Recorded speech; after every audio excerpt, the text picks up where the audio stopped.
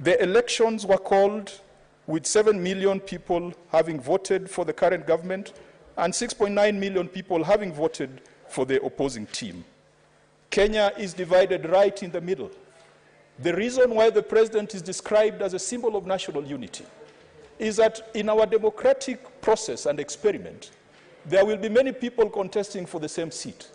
At the end of the day, the person who's declared the victor occupies State House and assumes the role of symbol of national unity as well as Commander-in-Chief of the Armed Forces.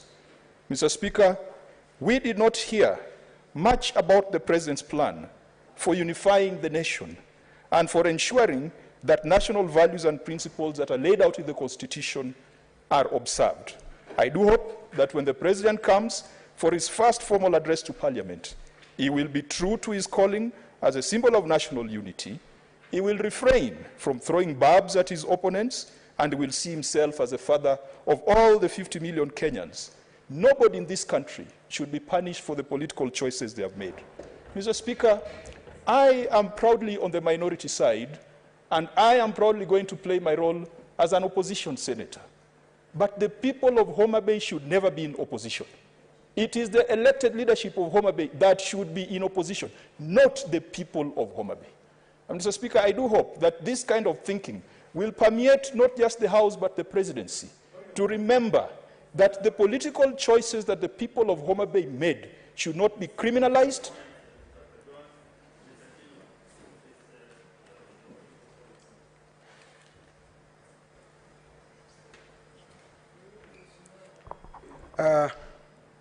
Mr. Speaker, if my good friend Senator Kajwang read the speech or listened to the speech of the President, he was very clear.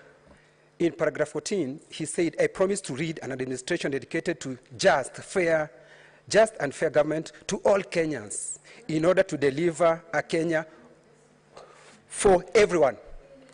I commit to be loyal, hardworking, devoted president to every Kenyan, and my administration will serve all without regard to any distinction, real or imagined. Mr. Speaker, I think now Kajwang is trying to imagine things. The point of order is that Kajwang is misleading people by saying that the president is Senator Kajwang.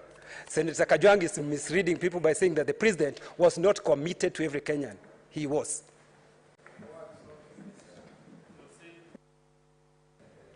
Mr. Speaker, in this House, the proverb of dry bones and old women has been said before. I don't want to use it, but they become jittery when old bones are mentioned in a proverb. I was encouraging the House, and I was encouraging the nation, that we must have a proper plan for national unity. And it is not just in the proclamations that the President makes, it must also be reflected in the proclamations that are made by his deputy and his troops, those who form part of his administration. Mr. Speaker, in exposition of public policy, I said the greatest threat to most Kenyans right now is a high cost of living, the sense of marginalization, but also corruption. This is an administration that has assumed that corruption ended simply because they were elected into office.